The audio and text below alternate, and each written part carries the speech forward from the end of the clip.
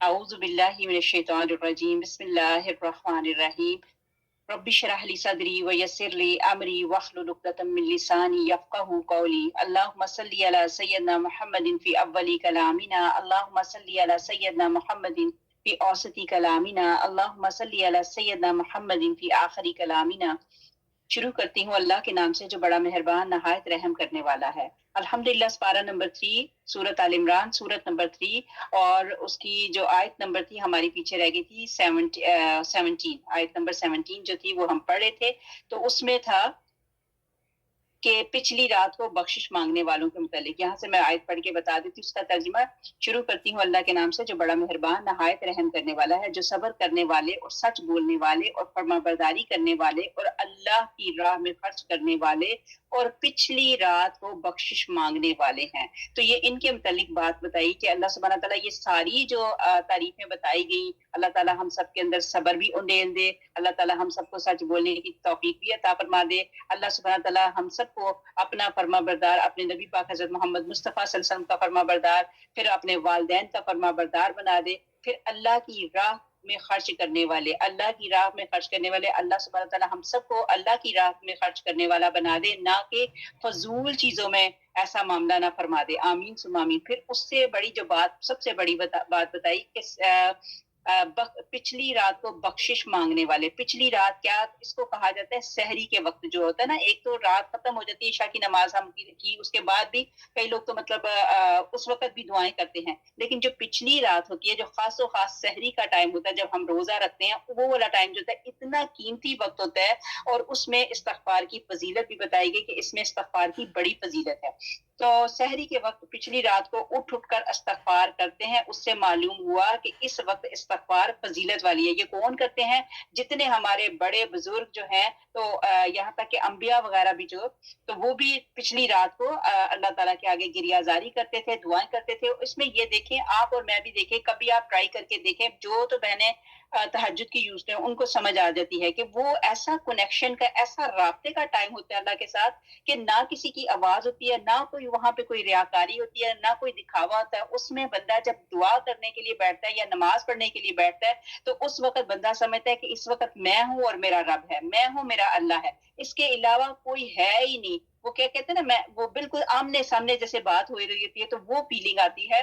तो इसीलिए कहा जाता है, अगर आप तहज्जुद पढ़ती हैं, बहुत अच्छी बात है, अल्लाह सुब्हानहू तआला हम सबको तहज्जुद पढ़ने की तौफीक अता फरमाए। अगर तहज्जुद नहीं भी पढ़ते, किसी को मतलब ऐसा नहीं भी होता, खासतौर पे जो मेरी बहनें मंडे थर्सडे का रोजा रखती है, तो 2 दिन की तो उनकी तो तहज्जुद हो ही जाती है, लेकिन कभी कभार आगे पीछे भी बंदा हो जाता है। तो अल्लाह सुब्हानहू तआला से बार बार दुआ करती हूँ, जो तो तहज्जुद पढ़ती हैं अल्लाह ताला उनको मुबारक करे, आमीन अल्लाहुम्मा आमीन। जो नहीं पढ़ती हैं, अल्लाह ताला उनको तौफीक दे दे कि वो भी तहज्जुद पढ़े। जैसे कि पीछे मैंने आपको कहा कि एक सहाबी रसूल सल्लल्लाहु अलैहि वसल्लम थे, तो उन्होंने कहा कि मेरे से मतलब ज्यादा नमाजें नहीं पढ़ी जाती, अगर मैं, या उन्होंने कहा था 2 नमाजें, या उन्होंने कहा था 3 नमाजें, अगर मैं 3 पढ़ लूं, तो बाकी सहाबी बड़े मतलब हुए कि देखें ये तो बड़ा अपने आसानी कर रहा है, और ये तो नमाजें तो फर्ज है, वो तो छूटने का है ही नहीं है। तो नबी पाक हज़रत मोहम्मद मुस्तफा सल्लल्लाहु अलैहि वसल्लम ने कहा हिकमत के साथ, जो बात पीछे हमारी हो रही थी ना हिकमत वाली, तो नबी पाक सल्लल्लाहु अलैहि वसल्लम ने कहा कि चल भाई तू 3 ही पढ़ लेना, अगर उसने 3 का कहा या 2 का, चल तू इतनी ही पढ़ ले, लेकिन तू कलमा दिल के साथ पढ़, ला इलाहा इल्लल्लाह मुहम्मदुर रसूलुल्लाह। तो वो कलमे वाला बंदा था। तो फिर हिकमत के तहत नबी पाक सल्लल्लाहु अलैहि वसल्लम ने उस पर सख्ती नहीं की, नहीं नहीं तुम क्यों 3 पढ़ोगे, तुम 2 क्यों पढ़ोगे, तुमने तो पूरी 5 पढ़नी है। हिकमत के साथ नबी पाक सल्लल्लाहु अलैहि वसल्लम ने कहा, और उस बंदे ने, वो सहाबी रसूल सल्लल्लाहु अलैहि वसल्लम ने, उन्होंने सुनी बात, और सुन के जब उन्होंने नबी पाक सल्लल्लाहु अलैहि वसल्लम की बात सुन के अपने पल्ले बांध ली, उनके दिल जो है वो ऐसा हुआ कि वही सहाबी रसूल सल्लल्लाहु अलैहि वसल्लम ने क्या किया, वही 5 वक्त के नमाजी के पाबंद हो गए, फिर रातों को तहज्जुदों में उठने वाले हो गए, रातों पे उठ के तो अल्लाह ताला से इस्तगफार करने वाले हो गए। तो ये तहज्जुद की नमाज में भी बड़ी बरकतें होती हैं। और वैसे दूसरी बात वो जो बताई हिकमत की, तो जब भी किसी को ट्रेनिंग को, किसी को तरबियत दो, किसी को नसीहत दो, तो हिकमत के साथ बात किया करो, ताकि उस बात में असर भी हो जाए। तो यहाँ पे बात हो रही थी इस्तगफार की। अगर तो बहनें तहज्जुद में उठ के अल्लाह ताला से इस्तगफार करती हैं, तौबा करती हैं, वो तो वेल एंड गुड। अगर नहीं भी होता तो अगर कोई रात को एकदम से सोए हुए उठता है, जाग खुल जाती है, तो उस वक़्त अल्लाह ताला से तौबा ताइब हो जाए, उस वक़्त अल्लाह ताला से माफ़ी माँगे कि अल्लाह सुब्हाना ताला मुझसे जितनी गलतियाँ, जितने गुनाह हो गए आज में या सारी ज़िंदगी में, तो अल्लाह सुब्हाना ताला आप माफ़ फरमा दें। क्योंकि ये आपके नबियों का, पैगंबरों का शेवा था, वो भी रात को उठ के, आधी रात को सहरी के वक़्त उठ के वो दुआ करते थे, अल्लाह ताला से तौबा ताइब होते थे। अल्लाह सुब्हाना ताला मैं भी इसी तरह होती है। तो यहाँ पे यही बताया गया कि सहरी के वक़्त पिछली रात को उठ कर इस्तगफार करते हैं। इससे मालूम हुआ कि उस वक़्त इस्तगफार की फ़ज़ीलत, इस्तगफार जो है फ़ज़ीलत वाली है। ये भी कहा गया है कि कुरान करीम की इस आयत में हज़रत याकूब अलैहिस्सलाम ने अपने बेटों से जो फरमाया था, याद है ना? ये इंशाल्लाह आगे भी चलेंगे तो आगे बताएँगे कि जब उन्होंने, उनके बेटों ने कहा कि हमसे गलती हो गई, कि हमें माफ फरमा दें, तो आप हमें अल्लाह से माफी के लेके दे दें। तो हज़रत याकूब अलैहिस्सलाम ने कहा था कि मैं पिछली रात में उठ के तो तुम्हारे लिए अल्लाह ताला से दुआ मांगूंगा। फिर उसमें बताया कि मैं अभी थोड़ी देर में तुम्हारे लिए अपने रब से बख्शिश तलब करूंगा। हज़रत याकूब अलैहिस्सलाम ने कहा ना, उस वक्त तहज्जुद का टाइम नहीं था, सहरी का टाइम नहीं था, तो वो कहते हैं मैं तुम्हारे लिए थोड़ी देर में रब से बख्शिश तलब करूंगा। इससे मुराद भी सहरी का वक्त है। अपनी औलाद से फरमाते हैं कि सहरी के वक्त में तुम्हारे लिए इस्तगफार करूंगा। बुखारी और मुस्लिम वगैरह की हदीस में भी है कि बहुत से सहाबियों से मरवी है कि रसूल पाक सल्लल्लाहु अलैहि वसल्लम का फरमान मौजूद है कि अल्लाह तबारक ताला हर रात आखिरी तहाई रात बाकी रहते हुए आसमान दुनिया पर उतरते हैं और फरमाते हैं, कोई है जो मांगने वाला, कोई साइल है जिसे मैं दूं, कोई दुआ मांगने वाला है कि मैं उसकी दुआ कबूल करूं, कोई इस्तगफार करने वाला है कि मैं उसे बख्शूं। अल्लाह अकबर। फिर दारे कुतनी में भी है कि एक मुस्तकिल किताब इसमें लिखी गई है कि इस हदीस की तमाम संदों के मतलब ये बताया, बुखारी और मुस्लिम में है कि आयशा रजी अल्लाह ताला अन्हा से मरवी है कि रसूल पाक सल्लल्लाहु अलैहि वसल्लम ने अव्वल रात और दरमियानी और आखिरी रात में वितर पढ़ा है। सबसे आखिरी वक्त हजूर पाक सल्लल्लाहु अलैहि वसल्लम के वितर पढ़ने का सहरी तक था कि नबी पाक हज़रत मोहम्मद मुस्तफ़ा सल्लल्लाहु अलैहि वसल्लम भी जब इशा की नमाज पढ़ते थे तो अपने सारे फराइज, फर्ज, सुन्नत वगैरह पढ़ के वितर छोड़ देते थे। और कई बहनें अभी भी मतलब यूज्ड टू हैं और सवाल भी करती हैं कि हम वितर, लेकिन जिसको पक्का पता है, बिल्कुल पक्का ठट्टा पता है कि ये उठेगी और उठ के अपना वितर पूरे करेगी, और ऐसा भी हो सकता है कि आप सोए सोए सो जाओ लेकिन आपके वितर रह जाए, तो वो ऐसा ना हो। या तो आप अलार्म लगा के सोती हैं तो फिर तो ठीक है। तो वो जितनी देर आपने इशा की नमाज पढ़ी या अपने फर्ज, सुन्नतें वगैरह सारा पढ़ के, तो अगर आप सो जाते हैं और उसके बाद जितनी देर सोए हैं, तो वो सारा जो सोने वाला टाइम भी है वो आपका इबादत में काउंट होगा। तो लिहाजा जो बाद में, लेकिन मुझे डर भी होता है कि मुझे कहीं ऐसा ना हो कि, हो सकता है, मैं अपनी बात बताती हूँ, ऐसा ना हो कि मेरी नमाज, मतलब अल्लाह का शुक्र है अल्लाह जगा भी देते हैं, कभी ऐसा भी होता है कि तहज्जुद में नहीं भी जाग आती, तो फिर इसका यही बेहतर मैं अपने लिए करती हूँ, तो मैं फिर वितर पढ़ के सोती हूँ। तो जो तो जिनको तो है मतलब ये ऐसा भी होता है कई लोगों को कि तहज्जुद में हमें अलार्म लगाने की तो जरूरत ही नहीं पड़ती। फजर में भी माशाल्लाह ला कुव्वता इल्ला बिल्लाह, अल्लाह का करम, अल्लाह का एहसान, अल्लाह का जितना शुक्र अदा करें उतना ही काम है। अल्लाह सुब्हानहू व तआला अच्छी बुरी नजरों से अल्लाह ताला बचाए कि फजर में तो हमें अलार्म लगाने की जरूरत भी नहीं होती। अल्लाह ताला ने एक बंदे के अंदर ही कुछ ऐसा सिस्टम फिट कर दिया होता है कि खुद ब खुद अल्लाह ताला जगा देते हैं। तो अल्लाह सुब्हानहू व तआला हम सब के लिए आसानी फरमाए। और जो बहनें तहज्जुद की यूज्ड टू नहीं है, वो आधी रात को जब भी उठती हैं करवट लेने के लिए, तो अल्लाह ताला से तौबा ताइब हुआ करें, अल्लाह ताला से अपने लिए भी माफी मांगा करें और अपने घर वालों के लिए भी माफी मांगा करें। अल्लाह सुब्हानहू व तआला हम सब की तौबा कबूल फरमाए। आगे जो हमारे पास आ गई थी आयत नंबर हमारी है आयत नंबर 17 तो हो गई थी, तो अब हमने आयत नंबर 18 पढ़नी है। अल्लाह ताला इस बात की, इस वक्त हम पारा नंबर 3 पढ़ रहे हैं, सूरत आल इमरान, सूरत नंबर भी 3 है और उसकी आयत नंबर 18 है। अल्लाह ताला इस बात की गवाही देता है कि उसके सिवा कोई माबूद नहीं, और फरिश्ते और अहले इल्म भी अल्लाह ताला अदल के साथ दुनिया को कायम रखने वाला है। इस गालिब और हिकमत वाले के सिवा इबादत के लायक कोई नहीं। अल्लाह अकबर। बेशक अल्लाह के नजदीक दीन हुक्म बरदारी ही है। अहले किताब में अपने पास इल्म आ जाने के बाद आपस की सरकशी और हसद की बिना पर ही इख्तलाफ किया गया है। अल्लाह ताला की आयात के साथ जो भी कुफर करे, बस अल्लाह ताला जल्द हिसाब लेने वाला है। अल्लाह माफ कर दे हम सबको। फिर भी अगर ये तुझसे झगड़े तो तू कह दे कि मैंने और मेरे ताबेदारों ने अल्लाह ताला की अताअत में अपना मुंह मती कर दिया है, और अहले किताब से ان अनपढ़ लोगों से कह दे कि क्या तुम भी अतात करते हो, बस अगर ये भी ताबेदार बन जाए तो यकीनन हदायत वाले हैं, और अगर ये रूगर्दानी करें तो तुझ पर सिर्फ पहुंचा देना है, और अल्लाह ताला बंदों को खूब देखभाल रहा है। फिर वही अल्लाह ताला ने कहा कि मैं तो हर चीज को देखता हूँ। और अल्लाह ताला ये भी जो है ना, जो मैंने आयत शुरू की, आयत नंबर 18, इसको आप अंडरलाइन कर लें। ये आयत अल्लाह ताला के खजानों में से एक खजाना है। ये बहुत ही खूबसूरत आयत है। और इसके आगे ये पूरी मैंने हदीस जो है उसमें बताया कि ये जब जो पढ़ता है ना, ये जितनी आयत हैं, एक तो शाहिद अल्लाह अन्नहु ला इलाहा इल्ला हुवा वाली बची है, और उसके अलावा और भी आयत हैं, उनको मिक्स करके बुजुर्गान दीन ने एक नुस्खा बनाया है। और उसके मुताबिक आप हर नमाज के बाद अगर ये पढ़ती हैं ये आयत, तो क्या होता है कि अल्लाह सुब्हान तआला आपकी तरफ 70 मरतबा रहमत की नजर से देखते हैं। एक तो होता है ना एक मरतबा रहमत की नजर, एक होता है 2 मरतबा, एक मरतबा होता है 50 मरतबा। यहाँ पे बताया गया कि 70 मरतबा अल्लाह सुब्हान तआला रहमत की नजर करके देखेगा। ये मैंने ग्रुप में डाल दी हुई है। एक तो ये वाली आयत जो मैंने अभी बताई, ठीक है। उसके अलावा क्या कहते हैं, अल्हम्दुलिल्लाह शरीफ, ये पहले अल्हम्दुलिल्लाह शरीफ पढ़नी है, फिर आयतुल कुर्सी पढ़नी है, फिर सूरत अल इमरान की यही आयत नंबर 18, फिर उसके बाद आगे 2 आयतें आएंगी, आयत नंबर 26 और 27। अगर ये आप आगे पीछे करके पढ़ते हैं तो अल्लाह सुब्हान तआला 70 मरतबा रहमत की नजर से हमें देखेगा। अल्लाह अकबर। एक छोटा सा कतरा भी अल्लाह ताला की रहमत का नजर का हो जाए तो वो बहुत बड़ी बात है। तो यहाँ पे जो बताया कि 70 मरतबा, ये मैंने आपको उसमें ग्रुप में भी डाल दिया हुआ है। और फिर ये इसका मतलब क्या है कि फिर ये अल्लाह ताला की तारीफों वाली जितनी आयत है ना, वो सारी ही सारी प्यारी हैं। और ये वाला जो मैंने बताया कि अल्लाह के खजानों में से एक खजाना है, जो अभी बताया गया, ये बड़ी इंपॉर्टेंट आयत हैं।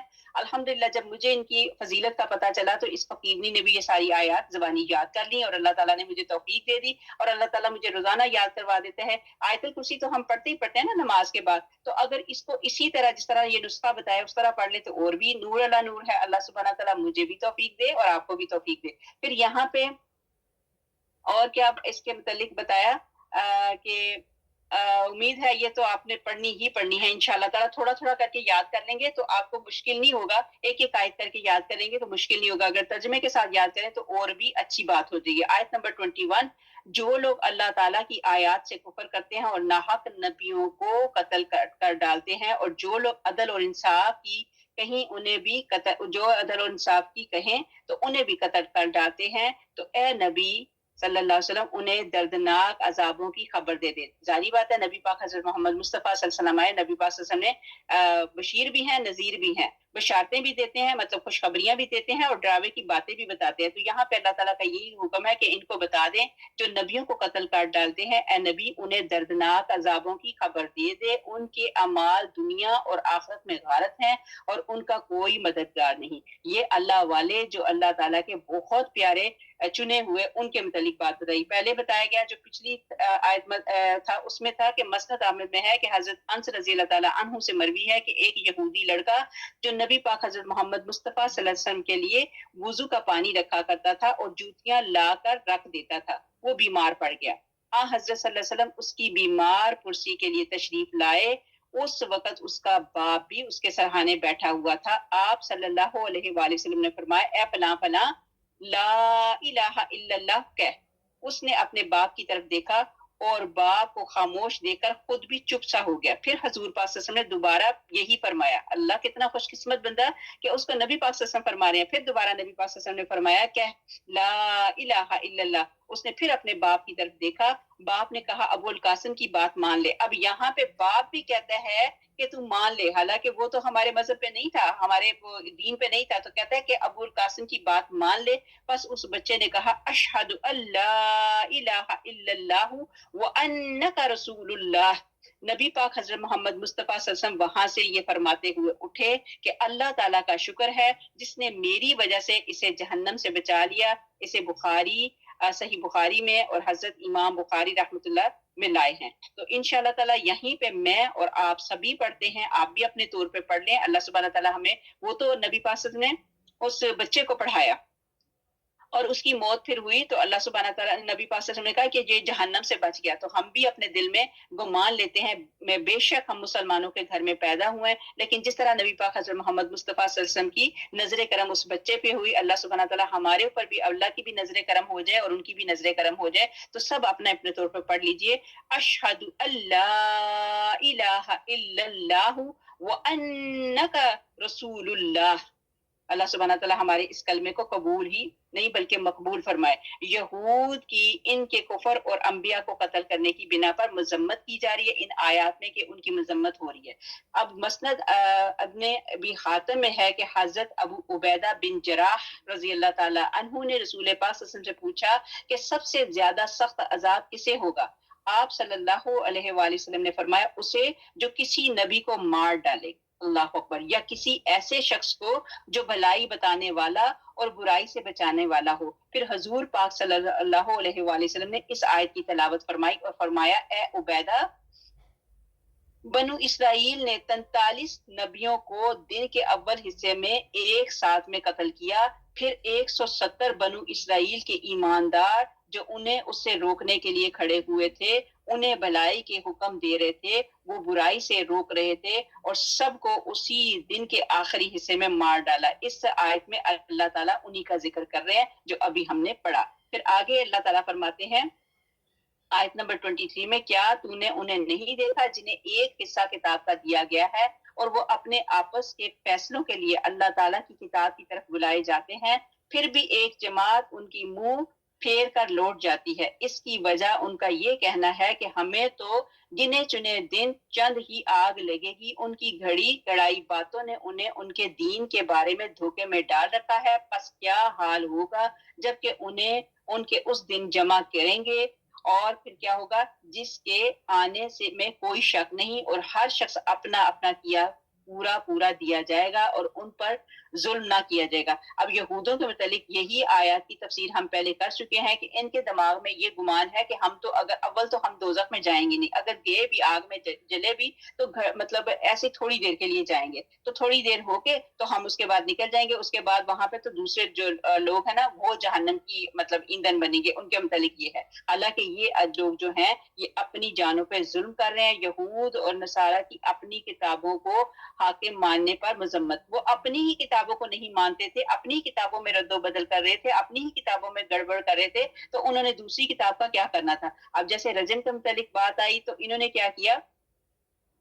خیبر میں کیا ہوا کہ یہ رجم کی بات ہوئی. نبی پاک حضرت محمد مصطفیٰ صلی اللہ علیہ وسلم کے پاس یہ مسئلہ لایا گیا کہ رجم کی آیت پر جب نبی پاک صلی اللہ علیہ وسلم نے کہا کہ آپ کی کتاب میں یہ رجم کے متعلق کیا چیز کیا حساب کتاب ہے، تو انہی کے عالم نے کیا کیا، جہاں پہ رجم والی آیت تھی اس کے اوپر ہاتھ رکھ دیا. تو مطلب یہ ایسا کرتے تھے، اپنی ہی کتاب کی باتوں کو چھپاتے تھے اور جھوٹ کرتے تھے. تو یہ انہی کے متعلق یہ بات ہو رہی ہے. اور پھر دوسروں کو بھی یہی بتاتے تھے اور پھر اسی بات کو اپنے آپ کو اپنے دماغ میں ڈال دیا کہ یہی بات سچی ہے. آگے ہمارے پاس آ گئی آیت نمبر 26. تو کہہ اے میرے معبود، اے تمام جہان کے مالک، تو جسے چاہے بادشاہی دے اور جس سے تو چاہے سلطنت چھین لے، اور تو جس سے چاہے عزت دے اور جس سے چاہے ذلت دے. تیرے ہی ہاتھوں سب بھلائیاں ہیں، بے شک تو ہر چیز پر قادر ہے. تو ہی رات کو دن میں داخل کر دیتا ہے اور رات کو دن میں لے جاتا ہے، اور تو ہی بے جان سے جاندار پیدا کرے اور تو ہی جاندار سے بے جان پیدا کرے. تو ہی ہے کہ جسے چاہے بے شمار روزی دے. یہ وہی آیات ہیں جیسے میں نے آگے بتایا کہ یہ آیت نمبر یہ جو آیت نمبر 27 آ گئی، یہ 26 آ گئی. یہ والی آیات جو ہیں ان کو بھی زبانی یاد کر لیا جائے. جیسے میں نے ابھی آپ کو نسخہ بتایا کہ سورت فاتحہ آیت الکرسی کا بتایا، پھر اس کے بعد یہ والا بتایا قل اللہم مالک الملک تؤتی الملک من تشاء. یہ بھی اگر یاد کر لیتے ہیں تو انشاءاللہ تعالی اللہ تعالیٰ نے چاہا تو اللہ سبحانہ تعالیٰ 70 مرتبہ رحمت کی نظر سے آپ کو دیکھے گا. حدیث میں نے گروپ میں ڈال دی ہوئی ہے. اب آگے بتایا جاتا ہے کہ 3 چیزیں جو ہیں مقدر بدل دیتی ہیں. نمبر 1 کلمہ کر ورد کرتے رہنا کرنا چاہیے کہ اللہ سبحانہ تعالیٰ ہمیں کلمہ پڑھنے کی توفیق عطا فرمائے. نمبر 2 استغفار کی کثرت. نمبر 3 درود اور سلام. اللہ سبحانہ تعالیٰ ہم سب کو یہ ساری چیزیں پڑھنے کی توفیق عطا فرمائے. ابھی یہ جو آیات پڑھی ہیں، آیت نمبر 26 27 پڑھی ہے، ان آیات میں اسم اعظم ہے اور یہ بہت برکت کے لیے ہے اور قرض سے نجات کے لیے ہے. بہت ساری اس کی بہت زیادہ فضیلتیں ہیں, یاد کر لیں تو بہت اچھی بات ہے. اللہ کے عرش کا خزانہ ہے, اور یہ اس سے بڑی اور کیا بات ہو سکتی ہے؟ اگر ہمیں اللہ کے عرش کا خزانہ ہی مل رہا ہے تو اس سے بات تو کوئی بڑی ہو ہی نہیں سکتی.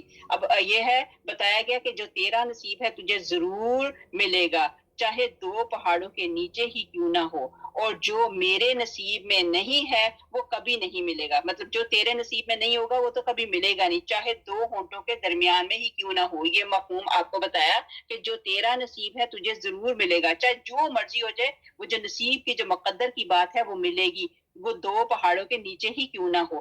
اور جو تیرے نصیب میں نہیں ہے وہ کبھی نہیں ملے گا, چاہے وہ 2 ہونٹوں کے درمیان میں ہی کیوں نہ ہو. 2 ہونٹوں کے درمیان میں مطلب کبھی ایسا بھی ہوتا ہے کہ منہ کے اندر 2 ہونٹوں کے اندر چاہے کھانا بھی چلا گیا تو اگر نصیب میں نہیں ہے تو وہ منہ کے اندر سے بھی اللہ تعالیٰ نکال دے گا. پھر وہی بات ہے, وہ تو ذل و منتشا و تو عز, اللہ سبحانہ تعالیٰ ہی عزتیں دینے والا ہے, اور ہر چیز جو ہے, ہر چیز کا اختیار جو ہے وہ صرف اور صرف اللہ کے ہاتھ میں ہے. اللہ کے علاوہ کسی کے اختیار میں کچھ نہیں ہے. پھر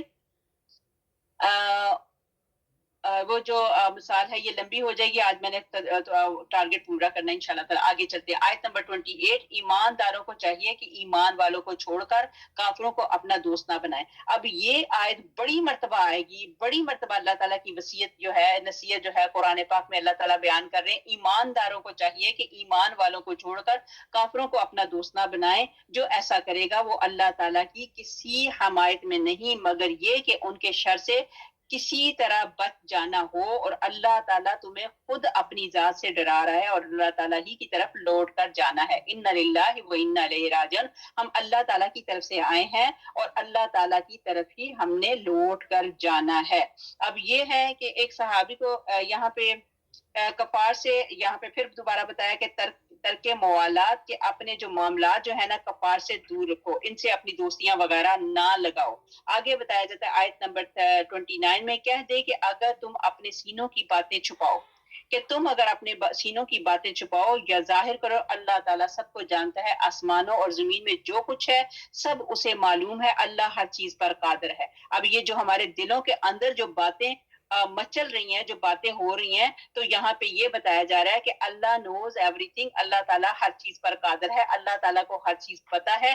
جس دن ہر نفس اپنی کی ہوئی نیکیوں کو اور اپنی کی ہوئی برائیوں کو موجود پا لے گا, آرزو کرے گا کہ کاش اس کے اور برائیوں کے درمیان بہت ہی دوری ہوتی. اللہ تعالیٰ تمہیں اپنی ذات سے ڈرا رہا ہے, اور اللہ تعالیٰ اپنے بندوں پر بڑا ہی مہربان ہے. یہاں پہ اللہ تعالیٰ ڈرا بھی رہے ہیں, اور ساتھ ہی اللہ تعالیٰ نے آیت نمبر 30 میں کہہ دیا کہ واللہ رؤوف بالعباد, کہ اللہ سبحانہ تعالیٰ جو ہیں اپنے بندوں پر بڑا ہی مہربان ہے. اب یہاں پہ بتانے کا مقصد یہ ہے کہ اللہ تعالیٰ کی جو پکڑ ہے وہ بڑی سخت ہے. مطلب یہ ہے کہ کوئی ایگزٹ نہیں ہے, یہ اپنے ذہن میں رکھ لیں. تو کیوں نہ ہم اللہ کو ماننے کے ساتھ اللہ کی بھی مانیں, تو کیوں ہم اس طرح کر رہے ہیں؟ ہمیں جب پتہ چل گیا, بار بار اللہ تعالیٰ ہمیں ڈرا رہا ہے, اللہ تعالیٰ بتا رہا ہے قرآن پاک میں یہ جنت ہے, یہ جہنم ہے, جنت میں جانا ہے تو یہ کرو, خدا نہ خواستہ جہنم کا پروگرام تو نہیں ہے, لیکن اگر یہ کام کرو گے تو تمہیں سیدھا کے سیدھا جو وہ ہے جہنم کی طرف جانا ہوگا. اللہم لا تجعلنا منہم.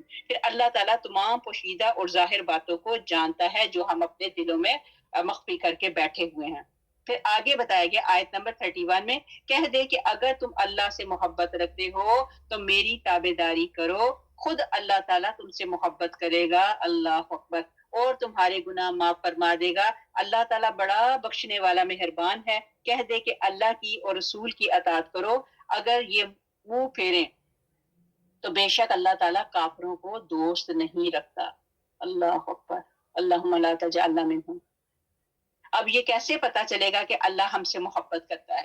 اب یہ بھی ایک بہت بڑی سیکرٹ بات آ جاتی ہے. ہمیں کیسے پتا چلے گا کہ اللہ تعالیٰ ہم سے محبت کرتا ہے, اور ہمیں کیسے پتا چلے گا کہ ہم اللہ تعالیٰ سے محبت کرتے ہیں؟ تو وہ یہ ہوتا ہے جب کسی سے محبت کی جاتی ہے تو پھر بندہ اس کا کہنا بھی مانتا ہے.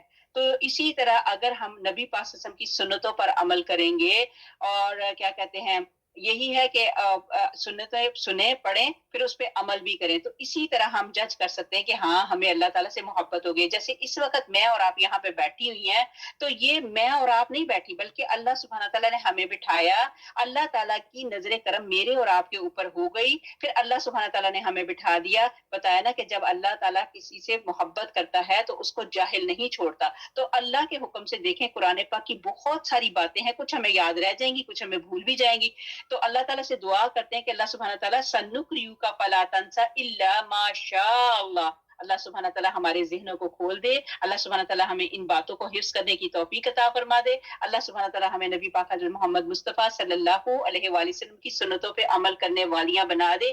آمین ثم آمین. صحیح حدیث میں ہے کہ رسول اللہ صلی اللہ علیہ وسلم فرماتے ہیں جو شخص کوئی عمل ایسا کرے جس پر ہمارا حکم نہ ہو تو وہ مردود ہے. اسی لیے یہاں ارشاد ہوتا ہے کہ اگر تم اللہ سے محبت رکھنے کے دعوے میں سچے ہو تو میری سنتوں پر عمل کرو, اور اس وقت تمہاری وہ چاہت زیادہ اللہ تعالیٰ تمہیں دے گا, یعنی وہ خود تمہارا چاہنے والا بن جائے گا. آئے ہائے اللہ اکبر, اللہ اکبر. اگین, اس وقت تمہاری چاہت سے زیادہ اللہ تعالیٰ تمہیں چاہے گا, یعنی وہ خود تمہارا چاہنے والا بن جائے گا. جیسے کہ بعض حکیم علماء نے کہا ہے کہ تیرا چاہنا کوئی چیز نہیں, لطف تو اس وقت ہے کہ اللہ تعالیٰ تجھے چاہنے لگ جائے. غرض اللہ تعالیٰ کی محبت کی نشانی یہی ہے کہ ہر کام میں اتباع سنت مد نظر ہو. ابھی حاتم میں ہے کہ حضور پاک صلی اللہ علیہ وسلم نے فرمایا دین صرف اللہ کے لیے محبت اور اسی کے لیے دشمنی کا نام ہے. پھر آپ نے اسی آیت کی تلاوت کی, یہ جو ہم نے ابھی پڑھی ہے. اور یہاں پہ ایک حدیث کا مفہوم بتاتی چلوں کہ جب اللہ تعالیٰ کو کسی سے محبت ہو جاتی ہے تو اللہ آسمانوں پہ اعلان کرتے ہیں, دعا کرو میری بہنوں کہ یہ اعلان ہمارے ناموں پہ ہو جائے. چلے پہلے ہم نے جو غلطیاں کر دی, جو گناہ کر دیے, ابھی تو پڑھا نا کہ ایک بچہ تھا تو اس کو نبی پاک صلی اللہ علیہ وسلم نے صرف ایک مرتبہ کلمہ پڑھایا. ایک مرتبہ اس نے کلمہ پڑھا تو نبی پاک صلی اللہ علیہ وسلم نے اپنی زبانی کہا کہ یہ جہنم سے بچ گیا. تو اللہ سبحانہ تعالیٰ ہمارے نام بھی وہاں پہ اناؤنسمنٹ کر دیں. یہ حدیث کا مفہوم ہے, جب اللہ تعالیٰ کو کسی سے محبت ہو جاتی ہے تو اللہ تعالیٰ آسمانوں پر اعلان کرواتے ہیں. جبرائیل کو کہتے ہیں, جبرائیل علیہ السلام کو کہتے ہیں مجھے فلاں بندی سے محبت ہو گئی, تم بھی کرو. جبرائیل علیہ السلام کہتے ہیں مجھے ہو گئی.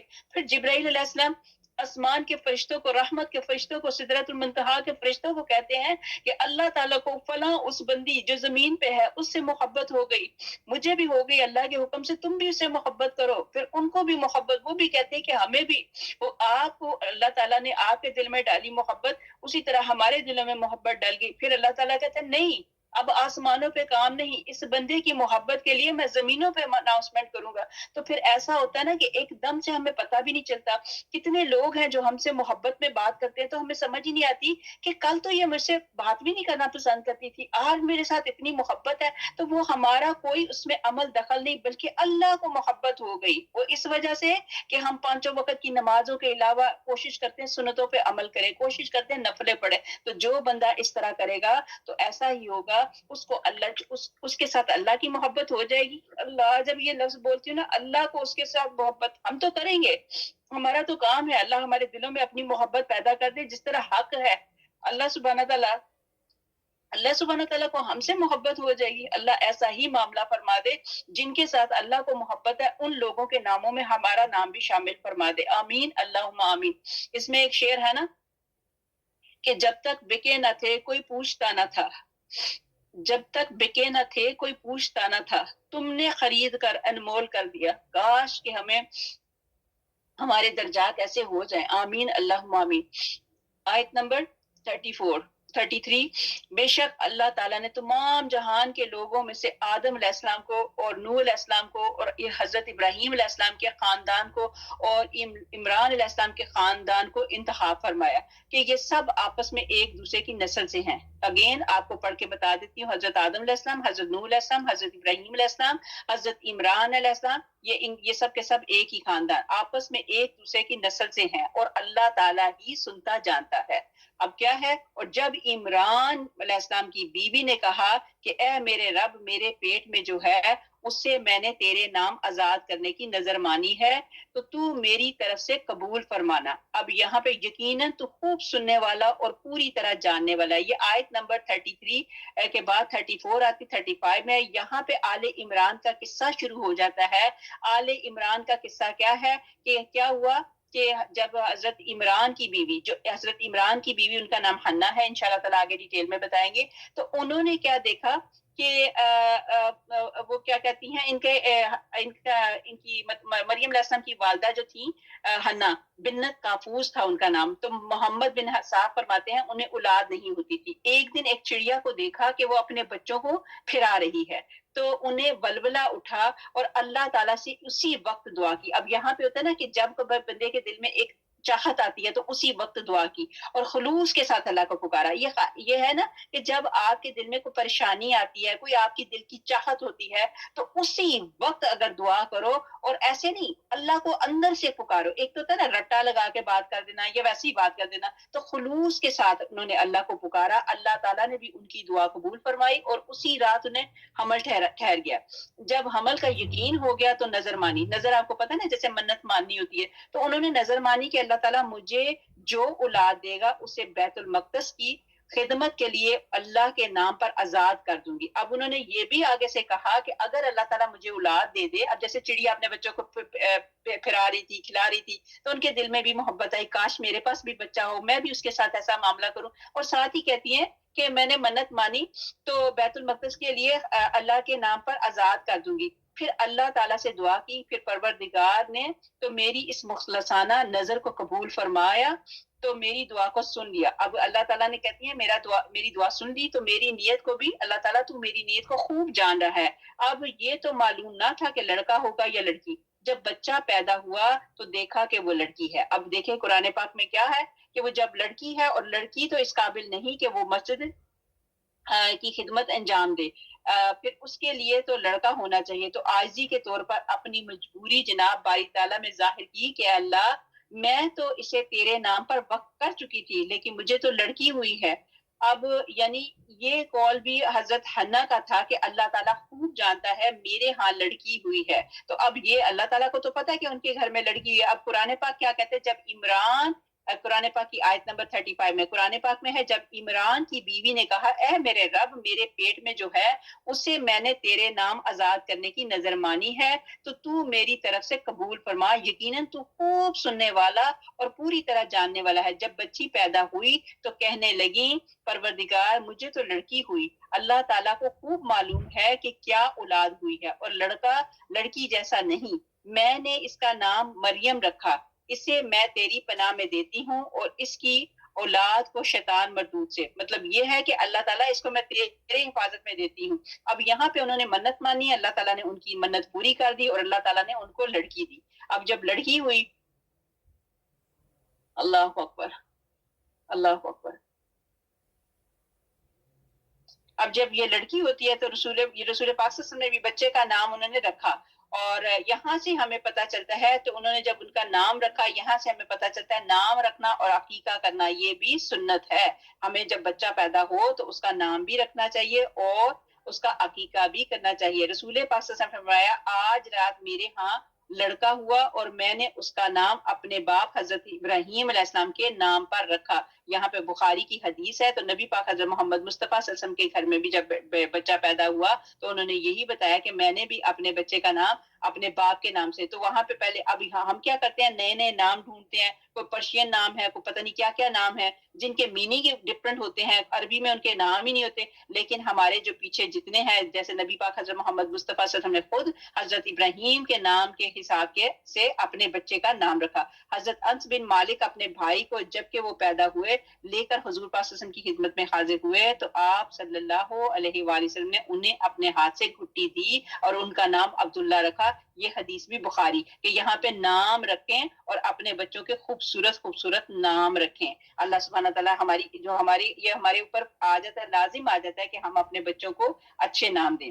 پھر اب یہاں پہ کیا ہوا کہ ان کی جب ان کی حنا کے ہاں جب بیٹی پیدا ہوئی تو انہوں نے ان کا نام مریم رکھا. تو ہیکل کے سپرد کیا، عبادت اور کلیسا کی خدمت میں. انہوں نے بتایا کہ یہاں پہ کیا کریں گی، یہ عبادت کریں گی اور یہیں پہ رہیں گی. اب یہاں پہ ان کا کیا آگے قرآن پاک کیا کہتا ہے ان کے متعلق، آیت نمبر 37. پس اسے اس کے پروردگار نے اچھی طرح قبول فرمایا اور اسے بہترین طریق پر بٹھایا، بڑھایا، اس کی خیر خبر لینے والا زکریا علیہ السلام کو بنایا. اب حضرت زکریا علیہ السلام کے نام پہ اب بہت سارے لوگ تھے جو چاہتے تھے کہ اللہ تعالیٰ کے حکم سے حنا کو اللہ تعالیٰ نے مریم دی ہے، اور سبھی کا دل کی خواہش تھی کہ ان کی ٹیک کیئر جو ہے ہم کریں، چونکہ انہوں نے منت جو مانی ہوئی تھی ہم اس کی ٹیک کیئر کریں. تو یہاں پہ قرآن پاک کیا کہتا ہے، قرآن پاک میں ہے کہ خیر خبر لینے والا زکریا علیہ السلام کو بنایا. جب کبھی زکریا علیہ السلام ان کے حجرے میں جاتے تو ان کے پاس روزی رکھی ہوئی پاتے. پوچھا اے مریم یہ روزی تمہارے پاس کہاں سے آئی ہے؟ تو جواب دیا کہ یہ اللہ کے پاس سے، بے شک اللہ تعالیٰ جسے چاہے بے شمار روزی دے. اب یہاں پہ آیت نمبر 37 میں زکریا علیہ السلام کو جب مل گئی بی بی مریم، بلکہ قرآن اندازی کی گئی تھی کہ کیسے کیا جائے. تو اب یہاں پہ یہ بتایا جاتا ہے، مسند احمد میں ہے کہ رسول پاک صلی اللہ علیہ وسلم فرماتے ہیں ہر بچے کو شیطان اس کی پیدائش کے وقت ٹھونکا دیتا ہے. اب کیا ہے کہ اسی سے وہ چیخ کر رونے لگتا ہے، لیکن حضرت مریم اور حضرت عیسیٰ علیہ السلام اس سے بچے رہے. اس حدیث کا بیان فرما کر حضرت ابو ہریرہ رضی اللہ تعالیٰ عنہ فرماتے ہیں اگر تم چاہو کہ اس آیت کو پڑھ لو تو پھر کیا ہے، اِنَّا اُعِیذُہَا بِکَ، اِنَّا اُعِیذُہَا بِکَ، یہ حدیث بخاری کی ہے. تو یہ حدیث اور بھی بہت سی کتابوں میں محفوظ ہے. تو کسی میں اس کا ایک یا دو چوکے مارتا ہے. اب یہ جو شیطان ہوتا ہے بندوں کو ایک یا دو چوکے مارتا ہے. تو پھر یہاں پہ یہ بتایا کہ صرف حضرت عیسیٰ علیہ السلام کا بھی ذکر ہے کہ شیطان نے انہیں بھی چوکا مارنا چاہا لیکن انہیں نہ لگا، پردے میں جا کے لگ گیا، یہ بتایا گیا. پھر اس کے بعد یہ بتایا گیا کہ حضرت مریم اور بعض کرامات کا تذکرہ بتایا گیا کہ وہ کیا ہوا کہ حضرت زکریا علیہ السلام کیا ہوا کہ ایک مرتبہ، ظاہری بات ہے کہ ان کو ممبر کے اوپر ٹھہرا دیا گیا بی بی مریم کو، تو وہیں پہ ان کی پرورش کرتے تھے، ٹیک کیئر کرتے تھے حضرت زکریا. اور حضرت زکریا جو تھے ان کی بی بی مریم کی خالہ کے ہسبینڈ تھے، تو مطلب ان کے خالو لگتے تھے. تو خیر ان کو وہاں پہ ممبر کے اوپر ایک جگہ بنا دی اور وہاں پہ بی بی مریم کو رہنے کی جگہ دی. وہیں پہ ان کی خیر خبر لیتے رہے. ایک مرتبہ تھوڑی مطلب جوان ہو گئی تو ان کے دروازے پہ کھڑے ہوئے، جب دیکھا تو اندر فروٹ پڑا ہوا تھا، میوے وغیرہ تھے. تو حضرت زکریا علیہ السلام نے کہا کہ یہ کہاں سے آئی، میں پڑھ کے بتا دیتی ہوں. اب اللہ تعالیٰ حضرت مریم کی بزرگی اور ان کی کرامت بیان فرماتے ہیں. حضرت زکریا علیہ السلام جب کبھی ان کے پاس ان کے حجرے میں جاتے تو بے موسمی میوے، اگین بے موسمی میوے، جیسے بے موسمی پھل ہوتے ہیں نا، تو بے موسمی میوے ان کے پاس پاتے، مثلا جھاڑوں میں گرمیوں کے میوے اور گرمیوں میں جھاڑے کے میوے.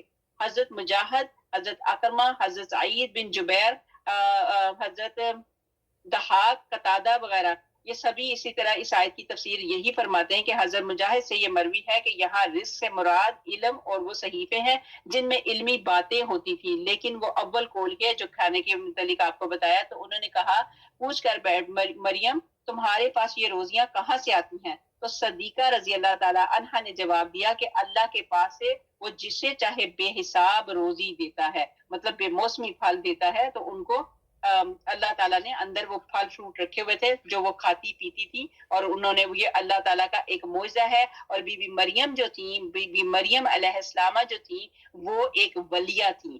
وہ یہ ایک دیکھیں ولیہ کے پاس جاتے ہیں اور ولیہ کے پاس پھل فروٹ رکھے ہوتے ہیں. اب ایک آگے کیا بتائی جاتی، آیت نمبر 38 میں اسی جگہ زکریا علیہ السلام نے اپنے رب سے دعا کی. اب یہاں پہ جو آیت پہ غور کیجئے گا، اسی جگہ زکریا علیہ السلام نے اپنے رب سے دعا کی، کہا کہ اے میرے پروردگار مجھے اپنے پاس سے پاکیزہ اولاد فرما، بے شک تو دعا سننے والا ہے. یہ کالا ربی حبلی من لدنک، یہ بھی ایک دعا آ جاتی ہے نا آیت نمبر 38، یہ بھی اگر یاد کر سکتے ہیں تو یہ بھی کر لیں۔ اللہ سبحانہ تعالیٰ تمام بے اولادوں کو صاحب اولاد کرے اور صاحب اولاد کو اولاد کا سکھ دیکھنا نصیب فرمائے، اور اللہ تعالیٰ ہماری اولادوں کو دین کا دائی بنائے۔ اب آیت نمبر 38 میں جیسے اللہ تعالیٰ نے بتایا کہ اسی جگہ زکریا علیہ السلام نے، مطلب یہ ہے کہ حضرت زکریا علیہ السلام جب ان کے دروازے پہ گئے بی بی مریم علیہ السلام کے، تو انہوں نے جب دیکھا کہ بے موسمی پھل بی بی مریم علیہ السلام کے پاس ہیں، تو انہوں نے کہا کہ میں بھی دعا کرتا ہوں، انہوں نے کہا نا کہ میرے اللہ نے دیا، تو اسی جگہ پہ ظاہری بات ہے جہاں پہ وہ تھیں وہ پاک جگہ تھی، وہ صاف جگہ تھی، اسی جگہ پہ کھڑے ہو کے حضرت زکریا علیہ السلام نے دعا کی۔ وہ چاہتے تو کسی اور جگہ پہ بھی کھڑے ہو کے دعا کر سکتے تھے، ادھر ادھر بھی ہو سکتے تھے، لیکن وہ برکت والی جگہ تھی، اس برکت والی جگہ پہ انہوں نے دعا کی کہ اے اللہ مجھے بھی اپنے پاس سے پاکیزہ اولاد عطا فرما، بے شک تو دعا سننے والا ہے۔ تو لہٰذا ان کی دعا اللہ تعالیٰ نے قبول فرمائی۔ پس فرشتوں نے اسے آواز دی کہ جب کہ وہ حجرے میں کھڑا ہوا نماز پڑھ رہا تھا، اللہ تعالیٰ تجھے یحییٰ کی یقینی خوشخبری دیتا ہے۔ اب وہاں پہ انہوں نے نماز پڑھی اور اللہ تعالیٰ سے دعا مانگی، اور پھر کیا ہوا، پس فرشتوں نے اسے آواز دی، اللہ تعالیٰ کا حکم ہوا، فرشتوں نے اللہ کے حکم سے حضرت یحییٰ علیہ السلام کو خوشخبری دی۔ تو جو اللہ کے کلمے کی سچائی کرنے والا اور سردار اور عورتوں سے بے رغبت اور نبی ہے نیک لوگوں میں سے۔ اب ان کو یہ خبر ملی کہ اللہ تعالیٰ آپ کو اولاد سے نوازے گا، خالی اولاد کی بات نہیں بتائی بلکہ بتایا گیا ہے جو اللہ کے کلمے کی سچائی کرنے والا، مطلب اللہ تعالیٰ آپ کو ایسا بچہ عطا فرمائیں گے جو کلمے کی سچائی کرنے والا ہوگا اور سردار ہوں گے اور عورتوں سے بے رغبت۔ عورتوں سے بے رغبت کا مطلب یہ نہیں ہے، کچھ لوگوں میں ایسا مسئلہ ہوتا ہے کہ خدا نخواستہ جن کو عورتوں سے مطلب آپ کو سمجھ آ گئی، جن کو عورتوں سے کوئی دلچسپی نہیں ہوتی، وہ اس طرح کے نہیں تھے۔ اللہ کی تعالیٰ کی طرف سے آپ کو بیٹا ایسا ملے گا جو مطلب جسمانی طور پہ پورے طور پہ صحیح ہوگا، لیکن یہ ہے کہ وہ غیرت والا ہوگا، عورتوں سے بے رغبت اور نبی ہے، اور ساتھ ہی ساتھ بتایا، خوشخبری بتائی کہ وہ نبی بھی ہوگا اور نیک لوگوں میں سے ہوگا۔ تو پھر وہ کہنے لگے کہ اے میرے رب، میرے ہاں بچہ کیسے ہوگا، میں بالکل بوڑھا ہو گیا ہوں اور میری بیوی بانجھ ہے۔ فرمایا اسی طرح اللہ تعالیٰ جو چاہے کرتا ہے۔ اب ان کو یہ لاجک بھی سمجھ آ گئی، دعا تو انہوں نے کر لی، اللہ کے بیچ میں سمجھ نہیں آ رہی تھی کہ میں کیسے، یہ پھر ساتھ ہی اللہ تعالیٰ کی طرف سے جب خوشخبری آ جاتی ہے تو حضرت زکریا علیہ السلام کہتے ہیں کہ میرے اللہ یہ کیسے ممکن ہے، میں تو اتنا بوڑھا ہو گیا اور میری بیوی بھی جو ہے وہ بھی بوڑھی پھوس ہو گئی ہے، کچھ اس طرح کا معاملہ ہی نہیں ہے، تو یہ کیسے میرے گھر میں مطلب اتنی مطلب فضیلتوں والا بچہ کیسے پیدا ہوگا۔ تو پھر فرمایا کہ اسی طرح اللہ تعالیٰ جو چاہے کرتا ہے۔ کہنے لگے پروردگار میرے لیے اس کی کوئی نشانی مقرر کر دے۔ فرمایا نشان یہ ہے کہ 3 دن تک تو لوگوں سے بات نہ کر سکے گا۔ اب مطلب یہ ہے کہ اللہ تعالیٰ کی حکمت ہے کہ اس کا اب نشانی کیا ہے کہ بات جو بھی کرنی ہوگی اشاروں کنایوں میں بات ہوگی، اللہ تعالیٰ کی طرف سے آپ کی زبان بند ہوگی، آپ نے جو بھی بات کرنی ہوگی اشاروں سے کریں گے، اور 3 دن تک آپ نے اپنی زبان کو بند رکھنا ہے، آپ نے بول چال بالکل نہیں کرنی، آپ نے اپنے بولنے کا جو ہے وہ روزہ رکھ لینا ہے، صرف اشارے سے سمجھائے گا، اور تو اپنے رب کا ذکر بکثرت کر اور صبح شام اسی کی تسبیح بیان کرتا رہے۔ تو اس درمیان میں آپ نے کوئی بات نہیں کرنی، جو بھی بات کرنی ہے اشاروں سے سمجھانی ہے، منہ کا آپ نے روزہ رکھنا ہے، اور ان 3 دنوں میں بکثرت اللہ تعالیٰ کا ذکر کرنا ہے، صبح ہو شام ہو جو بھی ہے، ہر وقت آپ کے منہ کے اوپر اللہ تعالیٰ کی تسبیح ہونی چاہیے۔ تو یہ زکریا علیہ السلام کی دعا جو ہے اللہ تعالیٰ نے قبول فرمائی۔ یہ اپنے عبادت خانے میں ہی تھے، جو فرشتوں نے انہیں آواز دی اور انہیں سنا کر کہا کہ آپ کے ہاں ایک لڑکا ہوگا جس کا نام یحییٰ ہوگا۔ یہ بھی بتا دیا، نام بھی بتا دیا گیا کہ نام کیا ہے، یحییٰ رکھنا، ساتھ ہی یہ بھی فرما دیا کہ یہ بشارت ہماری طرف سے نہیں بلکہ اللہ تعالیٰ کی طرف سے ہے۔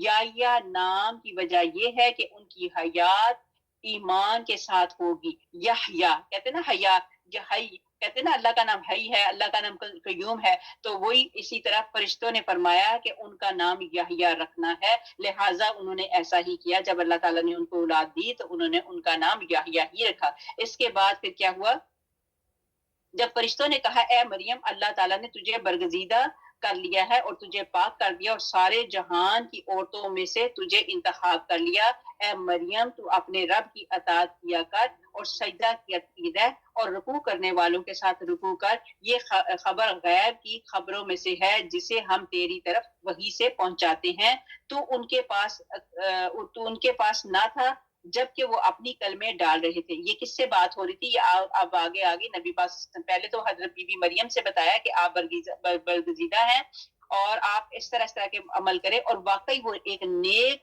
ایک معصوم اور بے گناہ اللہ تعالیٰ نے ان کو بالکل الگ سے رکھ کے ان کی پرورش کروائی. حضرت زکریا نے ان کا مطلب ٹیک کیئر کی. پھر اس کے بعد کہتے ہیں کہ یہ خبر غیب کی خبروں میں سے ہے جسے ہم تیری طرف وہی سے پہنچاتے ہیں. تو ان کے پاس نہ تھا جبکہ وہ اپنی کلمے ڈال رہے تھے کہ مریم کو ان سے کون پالے گا، ان میں سے کون پالے گا.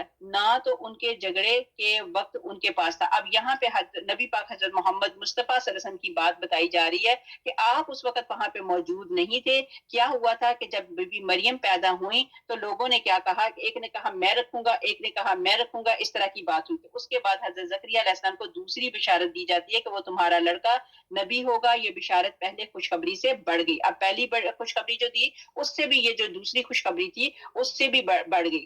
تو پھر اس کے بعد بتایا کہ حدیث میں ہے کہ یہ چاروں عورتیں، اب بی بی مریم کی جو بات ہے تو یہ چاروں عورتوں کے متعلق یہ بتایا کہ حدیث میں ہے کہ یہ چاروں عورتیں تمام عالم کی عورتوں سے افضل اور بہتر ہیں. اور حدیث میں ہے کہ مردوں میں سے کامل مرد بہت سے ہیں لیکن عورتوں میں سے کمال والی عورتیں صرف 3 ہیں. مریم بنت عمران، یہ جن کا اب ہم ذکر ہو رہا ہے، آسیہ فرعون کی بیوی، اور حضرت خدیجہ بنت خویلد اور عائشہ رضی اللہ تعالی عنہا کی فضیلت عورتوں پر ایسی ہے جیسے سرید، یعنی گوشت کے شوربے میں بھگوئی ہوئی روٹی کی تمام کھانوں پر. اب جیسے وہ سرید ہوتا ہے نا، جیسے شوربہ، تو اس میں وہ جو بھیگی ہوئی روٹی ہوتی ہے تو تمام کھانوں پہ اس کی فضیلت ہے. اسی طرح بی بی عائشہ رضی اللہ تعالی عنہا کو باقی عورتوں کے اوپر فضیلت ہے. یہ فضیلت والی عورتوں کے متعلق بات بتائی. ایک جگہ پہ بی بی مریم، بی بی خدیجہ، بی بی عائشہ اور بی بی آسیہ، ان کے متعلق یہ بتایا. بی بی آسیہ جو فرعون کی بیوی تھی ان کے متعلق بتایا کہ یہ فضیلت والی عورتیں ہیں، چنی ہوئی اللہ تعالیٰ کی مطلب ایسی عورتیں ہیں. اب قرآن اندازی کے متعلق کیا ہوا کہ اس کے متعلق یہ ہے کہ ہر ایک دوسرے پر سبقت کرتا تھا. سب کی چاہت تھی کہ اس دولت سے میں مالا مال ہو جاؤں جو یہ اجر مجھے ملے. جب آپ کی والدہ صاحبہ آپ کو لے کر بیت المقدس کی مسجد سلیمانی میں تشریف لائیں تو وہاں کے خادموں سے جو حضرت موسیٰ علیہ السلام کے بھائی حضرت ہارون علیہ السلام کی نسل میں سے تھے، کہا کہ میں انہیں اپنی نظر کے مطابق نام اللہ پر آزاد کر چکی ہوں تو تم اسے سنبھال لو. یہ ظاہر ہے کہ یہ لڑکی ہے اور یہ بھی معلوم ہے کہ حیض کی حالت میں عورتیں مسجد میں نہیں آ سکتی. اب تم جانو اور تمہارا کام. تو اسے گھر واپس میں کہنے لگی کہ میں تو نہیں لے کے جا سکتی کیونکہ نام اللہ پر اسے نظر کر چکی ہوں. حضرت عمران یہاں کے امام مطلب نماز کے تھے اور قربانیوں کے مطلب یہ سارے کے ساری وہاں کے متولی تھے. تو آگے بتایا جائے اور یہی سعادت سے مشرف ہوئے. اور دوسری مفصل روایتوں میں بھی یہی ہے کہ نہر اردن پر جا کر یہ کلمے ڈالی گئی. اب یہاں پہ نہر اردن میں گئے، وہاں پہ جا کے کیا کیا، اپنی ان دنوں میں ان کا طریقہ یہ ہوتا تھا پال نکالنے کا کہیں یا ان دنوں میں اپنا فیصلہ کرنے کا طریقہ یہ ہوتا تھا کہ نہر ہوتی تھی، نہروں میں اپنی کلمے ڈال دیتے تھے. تو کلموں کا کیا ہوتا تھا کہ پانی کے بہاؤ کے ساتھ جو کلم نکل جائے وہ نہیں، اور جس کلم کا مطلب وہاں پہ ٹھہر جائے تو وہ جو ہوتا تھا وہ اس کے متعلق یہ فیصلہ کیا جاتا تھا. اور جو حضرت مریم کا کفیل بنے، چنانچہ سب کی کلمے تو پانی بہا لے گیا. اب سب نے اپنی اپنی کلموں پہ نام لکھے ہوئے تھے. تو جو کہ کون ان کا بنے گا کفیل، تو صرف حضرت زکریا علیہ السلام کا قلم ٹھہر گیا بلکہ الٹا اوپر کو چڑھنے لگا. تو ایک تو قرے میں ان کا نام نکلا، دوسرے قریب کی رشتہ داری تھی، پھر یہ خود اس تمام کے سردار اور وہاں پہ امام عالم بلکہ اللہ کے نبی تھے. بس انہی کو حضرت مریم علیہ السلام کی کفالت سونپ دی گئی، جیسے کہ قرآن پاک میں آپ کو بتایا کہ پھر حضرت زکریا علیہ السلام نے ان کی خیر خبر لی. آگے ہمارے پاس آ گئی آیت نمبر 45. جب فرشتوں نے کہا اے مریم اللہ تعالیٰ تجھے اپنی ایک بات کی یقینی خبرت دیتا ہے. اب یہاں پہ زکریا علیہ السلام کی بات بھی ختم ہو گئی جو خوشخبری کی بات تھی کہ اللہ تعالیٰ ان کو یحییٰ دے گا. پھر اس کے بعد بی بی مریم کا بھی فیصلہ ہو گیا کہ بی بی مریم علیہ السلام کو کون ٹیک کیئر کرے گا. اب اس کے بعد بی بی مریم علیہ السلام کے کمرے میں کھانے وغیرہ ملتے تھے اور ان کی دعاؤں کے متعلق یہ بات ہوگی. اب بی بی مریم کی آگے بات دیکھیں کہ اللہ تعالیٰ قرآن پاک میں کیا فرماتے ہیں آیت نمبر 45 میں. جب فرشتوں نے کہا اے مریم اللہ تعالیٰ تجھے اپنی ایک بات کی یقینی خوشخبری دیتا ہے جس کا نام مسیح بن مریم ہے جو دنیا اور آخرت میں ذی عزت ہے. اللہ اکبر. اور ہے بھی وہ میری نزدیکی والوں میں سے، وہ لوگوں سے اپنے گہوارے میں سے باتیں کرے گا اور ادھیڑ عمر میں بھی وہ نیک لوگوں میں سے ہوگا کہنے لگی اے اللہ مجھے لڑکا کیسے ہوگا حالانکہ مجھے تو کسی انسان نے ہاتھ بھی نہیں لگایا. فرشتے نے کہا اسی طرح اللہ تعالیٰ جو چاہے پیدا کرتا ہے. جب کبھی وہ کسی کام کو کرنا چاہتا ہے تو وہ صرف یہ کہہ دیتا ہے کہ ہو جا تو وہ ہو جاتی ہے. اب بی بی مریم کے ساتھ جو معجزہ پیش آیا بہت بڑی آزمائش تھا تو وہ معجزہ لیکن وہ پاک معصوم نیک بغیر باپ کے اللہ تعالیٰ کے حکم سے اب وہاں پہ فرشتے آتا ہے تو فرشتہ آ کے بی بی مریم علیہ السلام کو خوشخبری دیتے ہیں کہ آپ کے گھر میں ایک لڑکا ہوگا بیٹا پیدا ہوگا بڑی عزت والا ہوگا اور پھر کیا ہوگا کہ وہ اپنے گہوارے میں مطلب جو جھولا ہے جو پنگھوڑا جس کو کہا جاتا ہے اس میں وہ باتیں کرے گا. اللہ تعالیٰ اس کو اتنی طاقت گویائی دے دے گا کہ وہ باتیں کرے گا اور وہ نیک لوگوں میں سے ہوں گے. تو اب یہ بی بی مریم نے باتیں تو ساری سنی اب بڑی پریشان ہو گئی کہ یہ کیسا ہو گیا میں تو بڑی پاک صاف ہوں یہ میرے ساتھ ایسا معاملہ ہوگا تو یہ کیا ہوگا. تو پھر ان کو بھی وہی کہا جو زکریا علیہ السلام کو جیسے انہوں نے کہا تھا نا میں تو بوڑھا ہو گیا ہوں تو میرے گھر اولاد کیسے ہو سکتی ہے میری تو بیوی بھی ایسے بالکل بوڑھی ہے. تو وہ انہوں نے کہا جیسے اللہ چاہتا ہے تو وہ ہو جاتا ہے. تو اسی طرح ان کے متعلق بھی یہی کہا کہ اللہ جو چاہتا ہے ہو جاتا ہے. اب حضرت عیسیٰ علیہ السلام کا تعارف جو ہے بی بی مریم سے کروایا جا رہا ہے. ابھی وہ پیدا نہیں ہوئے تو بی بی مریم کو یہ ساری باتیں بتائی جاتی ہیں. ایک پیدائش ڈفرنٹ طریقے سے کی مطلب بن باپ کے تو پیدا اور اپنی یہ مطلب یہ تھوڑا ڈفرنٹ آ جاتا ہے نا کہ وہ بڑی پریشان ہوگی کہ یہ کیسے ہوگا یہ کیسے معاملہ ہوگا میں تو ایسی ہوں بھی نہیں. تو آگے قرآن پاک کیا کہتا ہے آیت نمبر 48 میں اللہ اسے لکھنا اور حکمت اور تورات اور انجیل سکھائے گا. اب اور پلس پوائنٹ یہ بتائے کہ اللہ تعالیٰ اسے لکھنا مطلب حضرت عیسیٰ علیہ السلام کی بات بتائی گئی کہ وہ لکھنا سکھائیں گے اور تورات اور انجیل سکھائے گا اور بنی اسرائیل کی طرف رسول ہوگا کہ میں تمہارے پاس تمہارے رب کی نشانی لایا ہوں. میں تمہارے لیے پرندے کی شکل کی طرح مٹی کا پرندہ بناتا ہوں پھر اس میں پھونک مارتا ہوں تو اللہ تعالیٰ کے حکم سے پرندہ بن جاتا ہے. اب یہاں پہ بات غور سے سنیے گا میں اگین پڑھتی ہوں کہ کام تو وہ حضرت عیسیٰ علیہ السلام سے ہوگا لیکن حکم جو ہے وہ اللہ تعالیٰ کے اللہ کے حکم کے بغیر کچھ نہیں ہو سکتا. اگین میں پڑھتی ہوں میں تمہارے پاس تمہارے رب کی نشانی لایا ہوں میں تمہارے لیے پرندے کی شکل کی طرح مٹی کا پرندہ بناتا ہوں پھر اس میں پھونک مارتا ہوں تو وہ اللہ تعالیٰ کے حکم سے اگین بات وہ اللہ تعالیٰ کے حکم سے پرندہ بن جاتا ہے اور اللہ کے حکم سے پیٹ کے اندھے کو اور کوڑی کو اچھا کر دیتا ہوں اور مردے کو زندہ کر دیتا ہوں اور جو کچھ تم کھاؤ اور جو کچھ تم اپنے گھروں میں ذخیرہ کرو میں تمہیں بتا دیتا ہوں اس میں تمہارے لیے بڑی نشانی ہے اگر تم ایماندار ہو. اور میں تورات کا سچانے والا ہوں جو میرے سامنے ہے اور میں اس لیے آیا ہوں کہ تم پر بعض وہ چیزیں حلال کروں جو تم پر حرام کر دی گئی ہے اور میں تمہارے پاس رب کی نشانی لایا ہوں تم اللہ سے ڈرو اور میری فرما برداری کرو یقین مانو کہ میرا اور تمہارا رب اللہ ہی ہے تم سب اسی کی عبادت کرو یہی سیدھی راہ ہے. اب یہاں پہ بار بار جو باتیں بتا رہے ہیں وہ یہی بتا رہے ہیں کہ اللہ کی طرف سے مطلب حکم جو ہے وہ اللہ کا ہوگا ہاتھ کام جو چیزیں جو ہوں گی میں کروں گا لیکن حکم جو ہوگا وہ اللہ کے حکم کے بغیر کچھ بھی نہیں ہو سکتا. وہ لوگوں کو قانون حکمت سکھائے گا. یہاں پہ جو بتایا کہ بچہ جو ہے وہ لوگوں کو قانون حکمت سکھائے گا. پھر یہ ہے تورات کے معنی قانون ہے. زبور میں دعائیں مطلب دعا کیسے کرنی چاہیے جو تورات میں تو قانون وغیرہ سارا بتایا کہ کیا قانون کا ڈسپلن ہے اور زبور میں بتایا گیا کہ دعائیں کیسی کرنی چاہیے اپنے آپ کو اللہ کے آگے کیسے ڈالنا ہے. تو انجیل جو ہے وہ سراسر جو ہے حکمت ہے. انجیل میں نازل کی جائے گی اور شریعت مطلب اور حکمت اور سکھائی یہ ساری کی ساری کتابوں میں جو چیزیں ہیں وہ ساری کی ساری جو چیزیں ہیں وہ حضرت عیسیٰ علیہ السلام آ کے اللہ کی جو کتاب ہے ان کو سچا کرنے والے ہوں گے. اب یہ ہے کہ ان کے ساتھ کیا حضرت عیسیٰ علیہ السلام کی عظیم الشان معجزات جو بتائے گئے کہ وہ کیا کیا معجزے کریں گے کہ میرا یہ معجزہ دیکھو کہ مٹی لی اور اس کا پرندہ بنایا پھر پھونک مارتے ہی وہ سچ مچ کا جیتا جاتا پرندہ بن کر سب کے سامنے اڑنے لگا یہ اللہ کے حکم سے. پھر اس کے فرمان سے تھا کہ حضرت عیسیٰ علیہ السلام کی اپنی قدرت سے نہیں یہ ایک معجزہ تھا جو آپ کی نبوت کا نشان تھا. ٹھیک ہے یہ اللہ تعالیٰ نے ان کی نبوت کا نشان دکھایا کہ ایسے ایسے اللہ سبحانہ تعالیٰ مطلب یہ ان کو دیں گے یہ ساری چیزیں. حضرت مسیح علیہ السلام کا اور معجزہ بیان ہو رہا ہے کہ آپ نے فرمایا اور کیا فرمایا بھی اور کر کے دکھایا بھی، اور جو کوئی تم میں سے آج اپنے گھر میں جو کچھ کھا کر آیا ہے میں اسے اللہ تعالیٰ کے بتائے سے بتا دوں گا، یہی نہیں بلکہ کل کے لیے بھی اس نے جو تیاری کی ہوگی مجھے اللہ تعالیٰ کے معلوم کرانے سے معلوم رہتا ہے۔ یہ سب میری سچائی کی دلیل ہے کہ میں جو تعلیم دے رہا ہوں وہ برحق ہے۔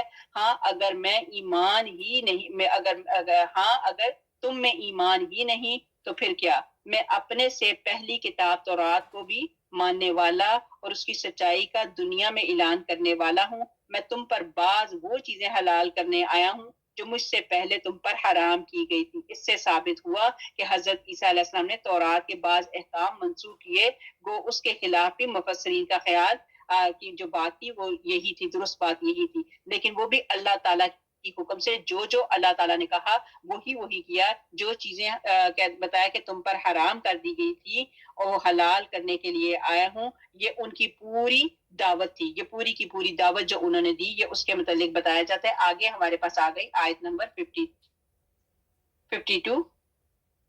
پس جب حضرت عیسیٰ علیہ السلام نے ان کا کفر معلوم کر لیا تو کہنے لگے اللہ تعالیٰ کی راہ میں میری مدد کرنے والا کون ہے؟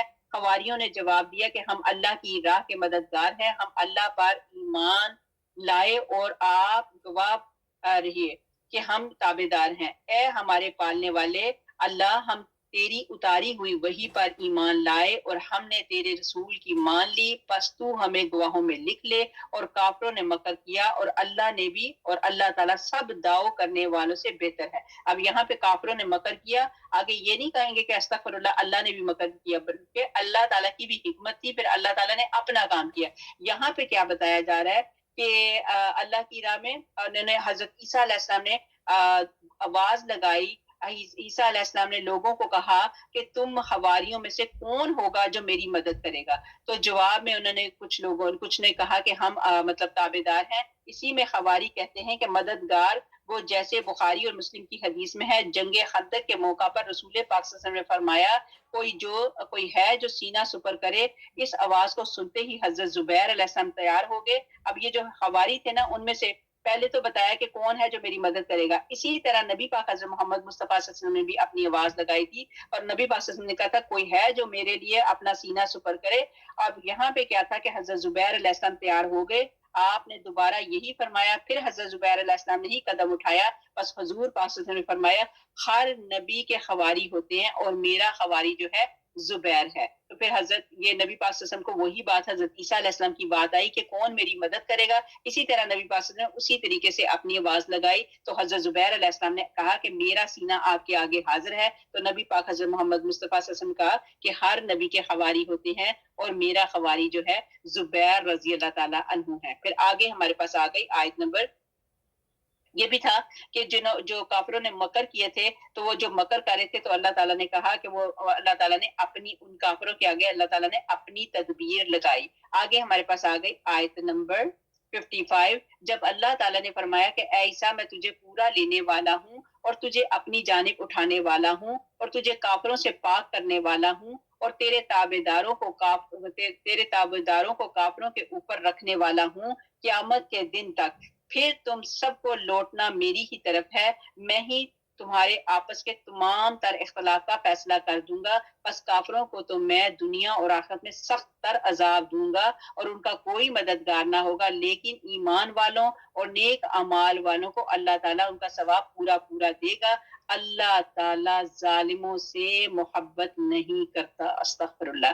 یہ جسے ہم تیرے سامنے پڑھ رہے ہیں آیات ہیں اور حکمت والی نصیحت ہے۔ اب یہاں پہ اللہ سبحانہ تعالیٰ نے یہی کہہ دیا کہ جب اللہ تعالیٰ اے عیسیٰ میں تجھے پورا لینے والا، یہ جو ہے بڑی امپورٹنٹ آیات ہیں جو بہت سارے لوگ کہتے ہیں کہ عیسیٰ علیہ السلام کے ساتھ کیا معاملہ ہوا، عیسیٰ علیہ السلام وہاں پہ استغفر اللہ سولی پہ چڑھے، اس طرح کے معاملے۔ تو یہاں پہ اللہ تعالیٰ نے یہ ان آیات میں صاف صاف بیان کر دیا کہ عیسیٰ علیہ السلام کے ساتھ اللہ سبحانہ تعالیٰ کے حکم سے کیسا معاملہ ہوا اور حضرت عیسیٰ علیہ السلام کا آسمانوں پر اٹھایا جانا، حضرت عیسیٰ علیہ السلام کو اللہ سبحانہ تعالیٰ نے آسمان پہ کس طرح اٹھایا۔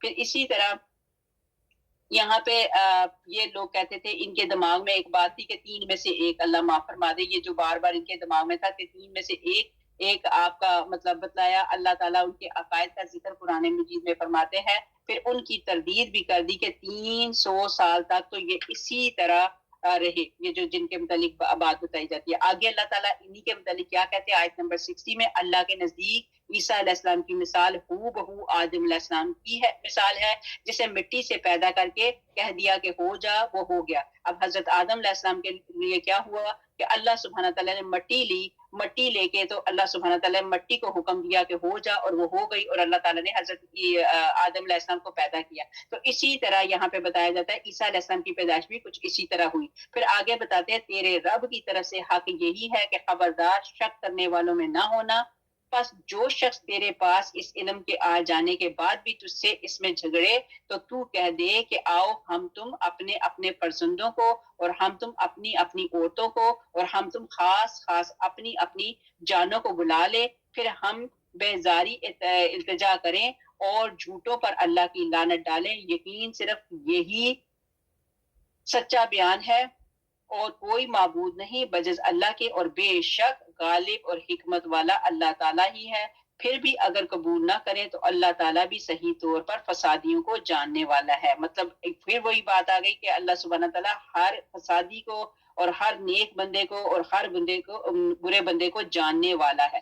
یہاں پہ حضرت عیسائیوں کو دعوت مباہلہ کی بات بتائی گئی۔ پھر یہ بتایا گیا کہ اس آیت میں حضرت عیسیٰ علیہ السلام کو تو صرف باپ نہ تھا، یہ بات بتائی جائے، حضرت عیسیٰ علیہ السلام کا تو صرف باپ نہ تھا، اور یہاں پہ کہتے ہیں کہ میں نے انہیں پیدا کر دیا، تو کیا اچنبا ہے؟ اب یہاں پہ اگر عیسیٰ علیہ السلام بغیر باپ کے پیدا ہوئے تو اس میں کیا اچنبا ہے؟ اللہ تعالیٰ کہتے ہیں میں نے حضرت آدم علیہ السلام کو تو ان سے پہلے پیدا کیا تھا، حالانکہ نہ تو ان کا باپ تھا بلکہ ماں بھی نہ تھی، مٹی سے پتلا بنایا اور کہہ دیا کہ ہو جا، اور اسی وقت وہ ہو گیا۔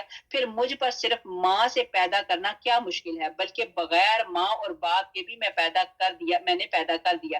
بس اگر صرف باپ نہ ہونے کی وجہ سے حضرت عیسیٰ علیہ السلام اللہ تعالیٰ کا بیٹا کہلانے کے مستحق ہو سکتے ہیں، تو حضرت آدم علیہ السلام بطریق اولا اس کا استحقاق رکھتے ہیں، اور انہیں خود تم بھی نہیں مانتے۔ پھر حضرت عیسیٰ علیہ السلام کو اس درجے سے بطور اولا ہٹانا چاہیے، کیونکہ ان کا جو دعویٰ ہے اور فساد یہاں اس سے بھی زیادہ ظاہر ہے کہ یہاں ماں تو ہے، وہاں تو ماں بھی نہ تھی اور نہ ہی باپ۔ یہ سب کچھ اللہ تعالیٰ کی کامل قدرتوں کا ظہور ہے کہ آدم علیہ السلام کو بغیر مرد اور عورت کے پیدا کیا، اور حوا علیہ السلام کو صرف مرد سے بغیر عورت کے پیدا کیا۔ آپ کو پتہ ہے حضرت اماں حوا علیہ السلام کی جو پیدائش کی کیا کی کہ حضرت آدم علیہ السلام کی جسم سے ہی پسلی سے مٹی لے کے تو ان کو پیدا کیا۔ پھر حضرت عیسیٰ علیہ السلام کو صرف عورت سے بغیر مرد کے پیدا کر دیا، اور باقی مخلوق کو مرد اور عورت سے پیدا کیا۔ اسی لیے سورۃ مریم میں فرمایا کہ ہم نے عیسیٰ کو لوگوں کے لیے اپنی قدرت کا نشان بنایا، اور یہاں فرمایا کہ عیسیٰ علیہ السلام کے بارے میں ربانی سچا فیصلہ یہی ہے کہ اس کے سوا اور کچھ کمی زیادتی کی گنجائش ہی نہیں، کیونکہ حق کے بعد گمراہی ہی ہوتی ہے۔ بس تجھے اے نبی ہرگز ان شکی لوگوں میں نہ ہونا چاہیے کہ آپ شک میں نہ پڑیں، یہ میری حکمت تھی، میں نے جس طرح پیدا کرنا چاہا میں نے کر دیا۔ پھر آگے بتایا مسند احمد میں ہے کہ ابن عباس سے مروی ہے کہ ابو جہل ملعون نے کہا اگر میں محمد صلی اللہ علیہ وآلہ وسلم کو کعبہ میں نماز پڑھتے دیکھ لوں گا تو ان کی گردن کچل دوں گا۔ فرماتے ہیں کہ آپ صلی اللہ علیہ وآلہ وسلم نے فرمایا اگر وہ ایسا کرتا تو سب کے سب دیکھتے کہ فرشتے اسے دبوچ لیتے، اور یہودیوں سے جب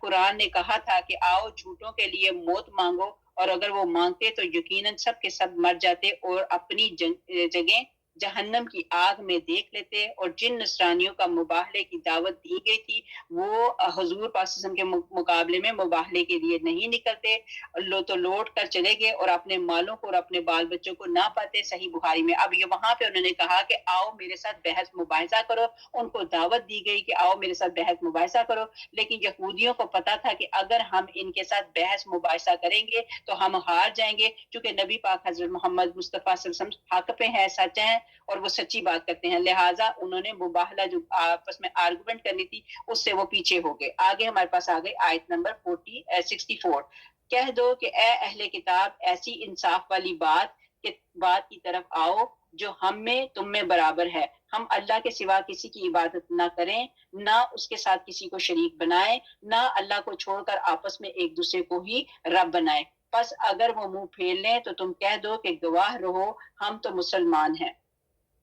اب یہاں پہ عیسائیوں کو دعوت توحید دی گئی، لیکن عیسائی دعوت توحید کے نام ماننے والے تھے۔ بخاری کی شرح میں ہے کہ اس واقعے کا مفصل ذکر کر دیا، جس میں حضرت ابو سفیان جب دربار کیسر میں بلوائے گئے تو شاہ کیسر روم نے حضور پاک صلی اللہ علیہ وسلم کے نسب کا حال پوچھا، تو انہیں باوجود کافر اور دشمن رسول ہونے کے آپ کی خاندانی شرافت کا اقرار کرنا پڑا، اور اسی طرح ہر سوال کا صاف اور سچا جواب دیا۔ یہ واقعہ صلح حدیبیہ کے بعد کا اور فتح مکہ سے پہلے کا ہے۔ اسی باعث کیسر کے اور اس سوال کے جواب میں کہا گیا کہ یعنی رسول پاک صلی اللہ علیہ وسلم بدہدی کرتے ہیں؟ ابو سفیان نے کہا نہیں کرتے۔ مطلب ابو سفیان نے ہی نبی پاک حضرت محمد مصطفیٰ صلی اللہ علیہ وسلم کی باتیں گن گن کر ان سے سوال کیے گئے، تو انہوں نے باتیں گن گن کر گنوائی۔ آگے ہمارے پاس آ گئی آیت نمبر 65۔ اے اہل کتاب، تم ابراہیم علیہ السلام کی بابت کیوں جھگڑتے ہو؟ اللہ کے تورات، انجیل اور ان کے بعد ہی نازل کی گئی، کیا تم پھر بھی نہیں سمجھتے؟ اب یہاں پہ ابراہیم علیہ السلام کے متعلق بات کی جاتی ہے۔ کچھ لوگ کہتے تھے ابراہیم علیہ السلام جو ہے وہ تورات پہ ہے، کوئی کہتے تھے انجیل پہ ہیں، کوئی کہتے تھے حضرت ابراہیم علیہ السلام نصرانی ہیں، کوئی کہتے تھے حضرت ابراہیم علیہ السلام کیا کہتے ہیں یہ ہیں وہ ہیں۔ لیکن یہاں پہ وہی جھگڑے کو تفصیل سے اللہ تعالیٰ نے بتا دیا کہ اے اہل کتاب، تم ابراہیم علیہ السلام کی بابت کیوں جھگڑتے ہو؟ حالانکہ تورات، انجیل تو ان کے بعد ہی نازل کی گئی، کیا تم پھر بھی نہیں سمجھتے؟ سنو، تم لوگ اس میں جھگڑ چکے جس کا تم کو علم تھا، پھر اب اس بات میں کیوں جھگڑتے ہو جس کا تم کو علم ہی نہیں، اور اللہ تعالیٰ جانتا ہے اور تم نہیں جانتے۔ ابراہیم علیہ السلام نہ یہودی تھے نہ نصرانی تھے، بلکہ وہ تو یک طرفہ خالص مسلمان تھے، اور وہ مشرک بھی نہ تھے۔ سب لوگوں نے زیادہ ابراہیم علیہ السلام سے نزدیک تر وہ لوگ ہیں جنہوں نے ان کا کہا مانا، اور یہ نبی اور جو لوگ ایمان لائے، مومنوں کا ولی اور سہارا اللہ تعالیٰ ہی ہے۔ یہاں پہ ان کو کلیئر کر دیا گیا کہ حضرت ابراہیم علیہ السلام کو اپنے میں اور نصرانی حضرت ابراہیم علیہ السلام کو اپنے میں سے کہتے، اور آپس میں یہ سارے کہتے کہ ہمارے میں سے ہیں، ہمارے میں سے، اس بحث مباحثہ کرتے رہتے۔ تو اس آیت میں اے یہودیو، تم خلیل اللہ کو اپنے میں سے کیسے بتاتے ہو؟ حالانکہ ان کے زمانے میں نہ موسیٰ علیہ السلام تھے نہ تورات۔ حضرت موسیٰ علیہ السلام تو کتاب تورات تو خلیل اللہ کے بعد آئی۔ اسی طرح اے نصرانیوں، تم حضرت ابراہیم علیہ السلام کو نصرانی کیسے کہتے ہو؟ حالانکہ نصرانیت تو ان کے صدیوں بعد ظہور میں آئی تھی۔ کیا تم اتنی موٹی بات سمجھنے کی عقل میں بھی نہیں رکھتے؟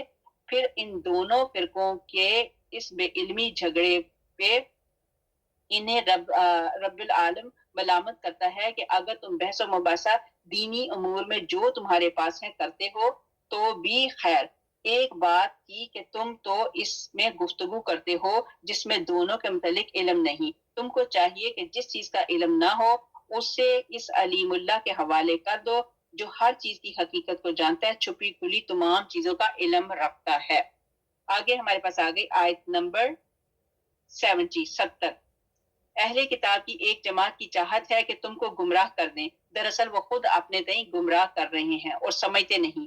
اے اہل کتاب، تم باوجود قائل ہونے کے پھر بھی دانستہ کیوں کفر کر رہے ہو؟ اے اہل کتاب، باوجود جاننے کے حق و باطل کو کیوں خلط ملط کر رہے ہو اور کیوں حق کو چھپا رہے ہو؟ اور اے اہل کتاب اور اہل کتاب کی ایک جماعت نے کہا کہ جو کچھ ایمان والوں پر اتارا گیا ہے اس پر دن چڑھے تو ایمان لاؤ، اور شام کے وقت کافر بن جاؤ کہ یہ لوگ پلٹ جائیں۔ اب یہاں پہ کیا بتایا جا رہا ہے کہ شیطان ان کے دماغ میں یہ بات ڈال رہا ہے کہ تم ایسے کرو کہ اہل کتاب والوں کے ساتھ مل جاؤ اور تم کہو کہ ہم بھی آپ کے ساتھ ہی ہیں، لیکن جب رات ہونے لگے تو تم پلٹ جاؤ، پھر لوگوں کو بھی پتہ چل جائے کہ اہل کتاب کی طرف یہ گئے تھے، چونکہ یہ ان کا مذہب غلط ہے اسی وجہ سے یہ پلٹے ہیں، تو اس لیے یہ ان کا وہ ایک پینترا تھا جو انہوں نے چلانے کی کوشش کی۔ آگے اور سوائے تمہارے دین پر چلنے والوں کے اور کسی کا یقین نہ کرو، تو کہہ کہ بے شک ہدایت تو اللہ ہی کی ہدایت ہے، اور یہ بھی کہتے ہیں کہ اس بات کا بھی یقین نہ کرو کہ کوئی اس جیسا دیا جائے جو تم دیے گئے ہو، یا تم سے تمہارے رب کے پاس جھگڑا کریں، تو کہہ دے کہ فضل تو اللہ ہی کے ہاتھ میں ہے، وہ جسے چاہے اسے دے، اللہ تعالیٰ وسعت والا اور جاننے والا ہے، اپنی رحمت کے ساتھ جسے چاہے مخصوص کر لے، اور اللہ تعالیٰ بڑے فضل والا ہے۔ یہاں یہودیوں کی بری خصلتوں کے متعلق بتایا جا رہا ہے کہ بہکانے کی جو صورتیں گھٹتے ہیں ان میں سے ایک کا بیان ہو رہا ہے کہ آپس میں مشورہ کرتے ہیں کہ صبح جا کر ایمان لے آؤ، مسلمانوں کے ساتھ نمازیں پڑھو، اور شام کو پھر مرتد بن جاؤ، تاکہ جاہل لوگوں کے دل میں بھی خیال گزرے کہ آخر یہ لوگ جو پلٹ گئے ہیں تو ظاہر ہے کہ انہوں نے اس دین میں نقصان یا برائی ہی دیکھی ہوگی، تو کیا عجب کہ ان میں سے کوئی ہماری طرف لوٹ آئے۔ یہ انہوں نے اپنے اس طرح کر کے پینترے بدلے۔ آگے ہمارے پاس آ گئی آیت نمبر 75۔ بعض اہل کتاب تو ایسے ہیں کہ اگر انہیں تو خزانے کا امین بنا دے تو بھی وہ تجھے واپس کر دیں، اور ان میں سے بعض ایسے بھی ہیں کہ اگر تو انہیں 1 دینار بھی امانت دے تو تجھے ادا نہ کرے۔ ہاں یہ اور بات ہے کہ تو ان کے سر پر ہی کھڑا رہے، یہ اس لیے کہ انہوں نے کہہ رکھا ہے کہ ہم پر تو ان جاہلوں کا حق کا کوئی گناہ نہیں۔ یہ لوگ باوجود جاننے کے اللہ تعالیٰ پر جھوٹ کہتے ہیں۔ استغفر اللہ۔ ہاں مواخذہ ہوگا، البتہ جو شخص اپنا اقرار پورا کرے اور پرہیزگاری کرے تو اللہ تعالیٰ بھی ایسے پرہیزگاروں کو دوست رکھتا ہے۔ اللہ تعالیٰ پرہیزگاروں کو دوست رکھتا ہے۔ اکثر یہودی جو تھے وہ خائن تھے، جبکہ بعض ایمانت دار تھے۔ یہ ان کے متعلق بات بتائی جا رہی ہے۔ ابن ابی حاتم میں ہے کہ حضرت مالک بن دینار رحمۃ اللہ علیہ کا قول مروی ہے کہ دینار کو اس لیے دینار کہتے ہیں کہ وہ دین یعنی ایمان بھی ہے اور نار یعنی آگ بھی ہے۔ مطلب یہ ہے کہ حق کے ساتھ لو تو دین، نہ حق لو تو نار یعنی آتش دوزخ۔ اس کے متعلق آگے ہمارے پاس آگے آیت نمبر 77۔ بے شک جو لوگ اللہ تعالیٰ کے عہد اور اپنی قسموں کو تھوڑی قیمت پر بیچ ڈال دیتے ہیں ان کے لیے آخرت میں کوئی حصہ نہیں۔ اللہ تعالیٰ نہ ان سے بات چیت کرے گا، اللہ اکبر، اور نہ ان کی طرف قیامت کے دن دیکھے گا، استغفر اللہ، اور نہ انہیں پاک کرے گا، اور ان کے لیے دردناک عذاب ہے۔ وَلَهُمْ عَذَابٌ علیم۔ ایک تو عذاب ہوتا ہے اور دوسری بات بتائی جا رہی ہے کہ عذاب العلیم، بہت زیادہ دردناک۔ پھر ارشاد ہوتا ہے لیکن جو شخص اپنے عہد کو پورا کرے اور ڈرتا رہے، اہل کتاب ہو کر پھر اپنی کتاب کی ہدایت کے مطابق نبی پاک حضرت محمد مصطفیٰ صلی اللہ علیہ وسلم پر ایمان لائے، جو عہد تمام انبیاء سے بھی ہو چکا ہے اور جس عہد کی پابندی ان کی امتوں پر بھی لازمی ہے، پھر اللہ تعالیٰ کی حرام کردہ چیزوں سے اجتناب کرے، اس کی شریعت کے اطاعت کرے، رسولوں کے خاتم اور انبیاء کے سردار حضرت محمد مصطفیٰ صلی اللہ علیہ وسلم کی پوری تابعداری کرے، وہ متقی ہے اور متقی اللہ تعالیٰ کے دوست ہیں۔ اللہم اجعلنا منہم۔ اللہ سبحانہ تعالیٰ ہم سب کو متقی لوگوں میں شامل فرما دے، آمین اللہم آمین۔ مسند احمد میں ہے کندہ قبیلے کے ایک شخص امرؤ القیس بن عامر کا جھگڑا ایک حضرمی شخص سے ہوا، زمین کے بارے میں تھا۔ حضور پاک صلی اللہ علیہ وسلم کے سامنے پیش ہوا تو آپ صلی اللہ علیہ وسلم نے فرمایا حضرمی اپنا ثبوت پیش کرے۔ اس کے پاس کوئی ثبوت نہ تھا تو آپ صلی اللہ علیہ وآلہ وسلم نے فرمایا کہ اب کندھی قسم کھا لے، اور تو حضرمی کہنے لگا یا رسول اللہ صلی اللہ علیہ وسلم جب اس کی قسم پر ہی فیصلہ ٹھہرا تو رب کعبہ کی قسم یہ میری زمین لے جائے گا۔ آپ صلی اللہ علیہ وسلم نے فرمایا جو شخص جھوٹی قسم سے کسی کا مال اپنا کرے گا تو جب وہ اللہ تعالیٰ سے ملے گا تو اللہ تعالیٰ اس سے ناخوش ہوگا۔ پھر حضرت صلی اللہ علیہ وسلم نے اس آیت کی تلاوت فرمائی۔ پھر کیا ہوا، امراء القیس رضی اللہ تعالیٰ عنہ نے کہا یا رسول اللہ صلی اللہ علیہ وسلم اگر کوئی چھوڑ دے یا اسے اجر کیا ملے گا؟ تو آپ صلی اللہ علیہ وسلم نے فرمایا جنت۔ تو کہنے لگا یا رسول اللہ صلی اللہ علیہ وسلم گواہ رہیے کہ میں نے وہ ساری زمین اس کے نام چھوڑ دی۔ یہ حدیث نسائی میں بھی ہے۔ تو لہٰذا یہاں پہ ہمیں سبق یہ ملتا ہے کہ جھوٹی قسمیں کھانا بہت ہی غلط بات ہے۔ جو غلط کام کریں گے ان کی طرف اللہ تعالیٰ رحمت کی نظر بھی نہیں کریں گے۔ مسند احمد میں ہے کہ رسول اللہ صلی اللہ علیہ وسلم فرماتے ہیں 3 قسم کے لوگ ہیں جن سے نہ تو اللہ تعالیٰ کلام کرے گا، نہ ان کی طرف قیامت کے دن نظر رحمت کرے گا، اور نہ انہیں پاک کرے گا۔ حضرت ابو ذر رضی اللہ تعالیٰ عنہ یہ سن کر کہنے لگے وہ کون لوگ ہیں؟ تو رسول پاک صلی اللہ علیہ وسلم نے فرمایا یہ بڑے گھاٹے اور نقصان میں پڑے۔ حضور پاک صلی اللہ علیہ وسلم نے 3 مرتبہ یہی فرمایا، پھر جواب دیا کہ ٹخنوں سے نیچے کپڑا لٹکانے والا، جھوٹی قسم سے اپنا سودا بیچنے والا، اور دے کر احسان جتانے والا۔ مسلم وغیرہ میں بھی یہی حدیث ہے۔ الحمدللہ یہی حدیث ہم نے پہلے بھی پڑھی۔ آیت نمبر 78، یقیناً ان میں ایسا گروہ بھی ہے جو کتاب پڑھتے ہوئے اپنی زبان کو مروڑتا ہے تاکہ تم اسے کتاب ہی کی عبادت خیال کرنے لگو، اور دراصل وہ کتاب میں نہیں، اور یہ کہتے بھی ہیں کہ اللہ تعالیٰ کی طرف سے ہے، حالانکہ دراصل وہ اللہ تعالیٰ کی طرف سے نہیں ہے، وہ تو دانستہ اللہ تعالیٰ پر جھوٹ بولتے ہیں۔ یہ وہی بات کی جاتی ہے جو اپنی زبانوں کو تروڑ مروڑ کے اس طرح کی باتیں بنا دیتے ہیں کہ یہ ہماری کتابوں میں، حالانکہ وہ ان کی کتابوں میں نہیں ہوتا۔ تو کلام اللہ میں یہودیوں کی تحریف جو وہ اپنی تحریف کر دیتے تھے کہ اس میں یہ نہیں، اس میں وہ نہیں، وہ اپنے پاس سے بنا دیتے تھے، اس کے متعلق پہلے تفسیر کر چکے ہیں۔ آیت نمبر 79، کسی ایسے انسان کو جسے اللہ تعالیٰ کتاب اور حکمت اور نبوت دے، یہ لائق نہیں کہ پھر بھی وہ لوگوں سے کہے کہ تم اللہ تعالیٰ کو چھوڑ کر میرے بندے بن جاؤ، بلکہ وہ تو کہے گا تم سب رب کے ہو جاؤ، تمہارے کتاب سکھانے کے باعث اور تمہارے کتاب پڑھنے کے سبب نہ یہ ہو سکتا ہے کہ تم کو فرشتوں اور نبیوں کو رب بنا لینے کا حکم کرے، کیا وہ تمہارے مسلمان ہونے کے بعد تم کو کفر کا حکم دیتے ہیں؟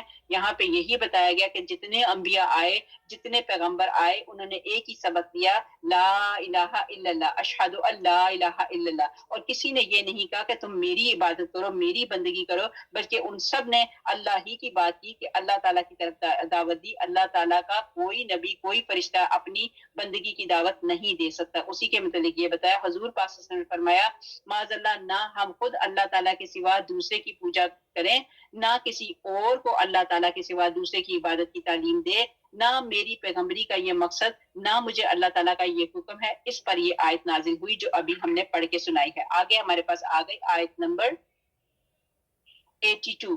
جب اللہ تعالیٰ نے نبیوں سے عہد لیا کہ جب میں تم کو کتاب و حکمت دوں، پھر تمہارے پاس وہ رسول آئے جو تمہارے پاس کی چیز کو سچ بتائے، تو تم کو اس پر ایمان لانا اور اس کی مدد کرنا ضروری ہے۔ فرمایا کہ تم اس کی اقراری کیا ہے کہ تم اس کے اقراری ہو اور اس میں میرا ذمہ لے رہے ہو۔